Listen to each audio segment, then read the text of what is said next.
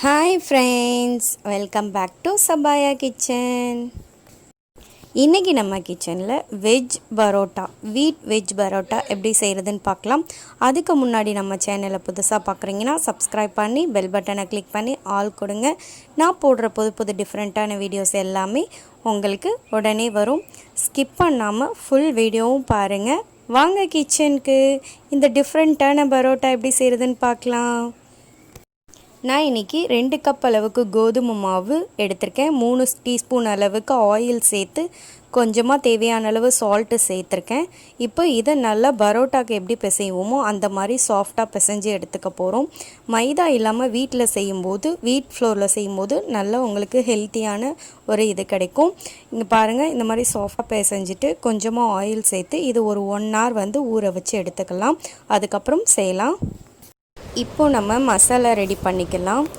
ஒரு பெரிய ஆனியன், ஒரு பாதி தக்காளி, அப்புறம் 2 பச்சை மிளகா, இது ரெண்டையும் போட்டு நல்லா சாப் பண்ணி எடுத்துக்கோங்க. அப்புறம் மசாலா, மல்லித்தூள், கரம் மசாலா தூள், மிளகாய் தூள், மஞ்சள் தூள், உப்பு. இப்போது இந்த மசாலாவை நல்லா மிக்ஸ் பண்ணி எடுத்துக்கோங்க. தனித்தனியாக இல்லாமல் இந்த காரம் உப்பு எல்லாமே ஃபுல்லாக மிக்ஸ் ஆகிற மாதிரி நல்லா மிக்ஸ் பண்ணி எடுத்துக்கோங்க. அப்போ தான் அந்த மசாலா உங்களுக்கு பரோட்டாவில் ஃபுல்லாக மிக்ஸ் ஆகி நமக்கு டேஸ்ட்டு கொடுக்கும். உங்கள்கிட்ட என்ன மசாலா இருக்கோ அந்த மசாலா எல்லாமே நீங்கள் எடுத்துக்கலாம். சாட் மசாலா இருந்தாலும் சாட் மசாலா, எல்லா மசாலாவுமே சேர்த்துக்கலாம். டேஸ்ட்டு சூப்பராக இருக்கும். இப்போது மாவை ரவுண்டாக எடுத்து ஆயில் தடவி நல்லா தின்னாக பரத்திக்கோங்க. எவ்வளோ நைஸாக பரத்த முடியுமோ அந்த அளவுக்கு நைஸாக பரத்திட்டு மேலே ஆயில் சேர்த்துக்கோங்க. ஆயில் சேர்த்து ஃபுல்லாக நல்லா தடவி விட்டுக்கலாம். அப்போ தான் உங்களுக்கு மாவு லேயராக வரும். மடக்கும் போது நமக்கு லேயர் பரோட்டா கிடைக்கும். ஸோ நல்லா தடவிக்கோங்க. தடவிட்ட பிறகு நம்ம ரெடி பண்ணி வச்சுருந்த மசாலாவை ஃபுல்லாக அந்த மாவு ஃபுல்லாத்துலேயும் நல்லா போட்டுக்கோங்க. இது நீங்கள் வெறும் அந்த வெங்காயம் தக்காளி இல்லாமல் வெறும் இந்த மசாலா மட்டும் சேர்த்து கூட நீங்கள் பரோட்டா செய்யலாம். சூப்பராக இருக்கும், டேஸ்ட்டாக நல்லா காரமாக உங்களுக்கு. இப்போது இதை மசாலாவை தடவின பிறகு நம்ம சாப் பண்ணி வச்சுருந்த வெங்காயம் தக்காளி இதையும் சேர்த்து நல்லா ஃபுல்லாக சேர்த்துக்கோங்க பரோட்டா ஃபுல்லாத்துலேயும். இது நம்ம மடக்கும் போது கொஞ்சம் கேர்ஃபுல்லாக மடக்கணும். ஏன்னா அது உங்களுக்கு மசாலா எல்லாம் வெளியே வர மாதிரி தெரியும். பட் நீங்கள் நல்லா கொஞ்சம் இப்படி அமுக்கி விட்டுட்டு நல்லா செஞ்சிங்கன்னா உங்களுக்கு பரோட்டாவுக்கு மடக்கிற மாதிரி இப்படி ஒன்று விட்டு ஒன்று கொஞ்சம் கலக்கமாக பண்ணிங்கன்னா ஈஸியாக உங்களுக்கு செட் ஆகிடும். இந்த மாதிரி பண்ணிவிட்டு இந்த மாதிரி சுற்றி பரோட்டாவுக்கு ரெடி பண்ணுற மாதிரி சுற்றி எடுத்துக்கோங்க. இது லைட்டாக தட்டி நீங்கள் அப்படியே சேர்த்துக்கலாம். இந்த மாதிரி எல்லாத்தையும் ரெடி பண்ணி வச்சுக்கோங்க.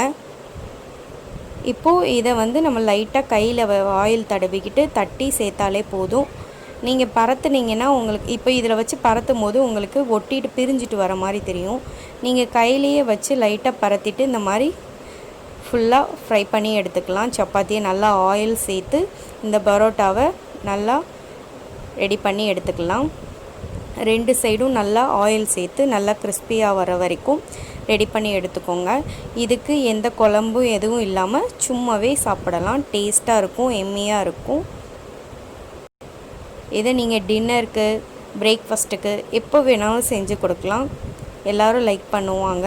இப்போ இந்த மாதிரி கையில் பரோட்டா கட்டையில் ஆயில் தடவி கூட நீங்கள் கையில் பரத்தி விட்டு இதை ஃப்ரை பண்ணி பாருங்கள். எல்லாத்தையும் நல்லா நான் பரோட்டாவை ரெடி பண்ணியாச்சு. லேயரை மாதிரி சூப்பரான மசாலா ஆனியன் பரோட்டா ரெடி ஆயிடுச்சு. இந்த வீடியோ கண்டிப்பாக உங்களுக்கு பிடிச்சிருக்கும் ஃப்ரெண்ட்ஸ். நீங்களும் வீட்டில் ட்ரை பண்ணி பாருங்கள். கண்டிப்பாக எல்லாருக்கும் ஷேர் பண்ணுங்கள், லைக் பண்ணுங்கள், மறக்காமல் ஷேர் பண்ணுங்கள். ஸ்கிப் பண்ணாமல் ஃபுல் வீடியோவும் பார்த்தீங்கன்னா உங்களுக்கு டேஸ்ட்டான பரோட்டா கிடைக்கும்.